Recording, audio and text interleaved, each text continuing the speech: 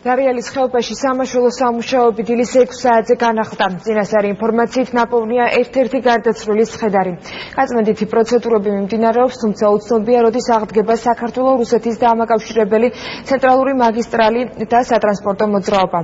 ადგილზე გეოლოგები კვლავ მობილიზებულები არიან და მათ რამდენიმე საათის წინ დევდორაკის მყინვარი კიდევ ერთხელ შეამოწმეს. რა ხდება დამეწყრილ ტერიტორიაზე? უახლეს ინფორმაციით ლევან ჩხაიძე ჩაგურთვება. დილამშვიდობისა ლევან, როგორია ბოლო ინფორმაცია დაკარგულების და აღდგენითი სამუშაოების შესახებ? დაკარგული თურქეთის მოქალაქის ცხედარი მდინარე თერგმა რუსეთის ტერიტორიაზე სოფელ ლარსში გამორიხა. ეს ინფორმაცია ვრცელდება საქართველოს საგანგებო სიტუაციების სამსახურის თანამშრომლებზე. დაყრდნობით და ისინი ამ თემაზე კომენტარის გაკეთებას მოგვიანებით გეგმავენ. ცნობილია, რომ 36 წლის ილჰან ილდირიმი დარიალის თესზე ბოლო ერთი თვის განმავლობაში მუშაობდა ოპერატორად.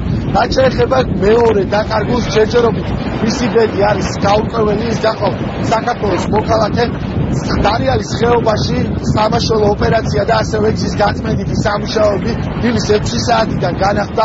აქ შემოყვანილი არის დამატებითი ტექნიკა და როგორც საგზაო დეპარტამენტის თავმჯდომარემ განაცხადა, უკვე დღის ბოლოს შესაძლებელი იქნება იმ თარიღის დასახელება, როდესაც მოხდება გზის ბოლომდე გასუფთავება და საქართველო-რუსეთის დამაკავშირებელ ცენტრალურ მაგისტრალზე აღდგება მოძრაობა. დილის 6 საათიდან განახლდა სამუშაოები, შეყვანილია ყველა საჭირო მძიმე ტექნიკა ადგილზე.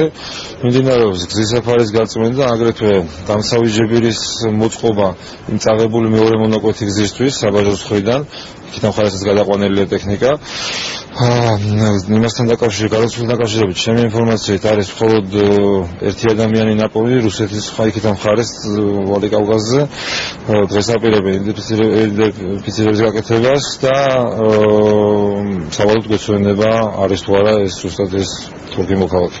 მუშაობდა 20 ერთეული მძიმე ტექნიკა და სამუშაოები შეწყდა ღამის დადგომასთან დაკავშირებით, თუმცა ჩვენ გეგმავთ, რომ დილით გამთენიისას ადრიანად დავიწყოთ და განვაახლოთ სამუშაოები და ამ ღამის განმავლობაში ჩვენ უკვე მოვიძიეთ და მოვახერხეთ დამატებით 10 ერთეული მძიმე ტექნიკის მობილიზება.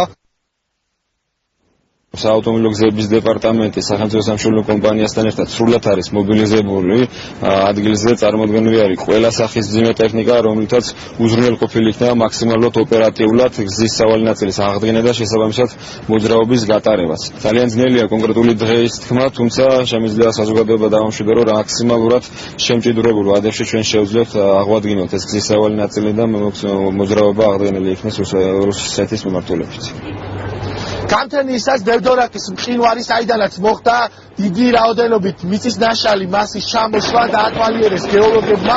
მათი განცხადებით სიტუაცია არის სტაბილური და ამ დროისთვის არანაირი საფრთხე არ არსებობს იმისა, რომ მეწყერი განმეორდეს, თუმცა იმ შემთხვევაში მეტეოროლოგიური პირობები გაუარესდება და იქნება ძლიერი წვიმა, შესაძლებელია, რომ გარკვეული რაოდენობით მიწის ნაშალი მასა ისევ ჩამოვიდეს დევდორაკის ხეობაში.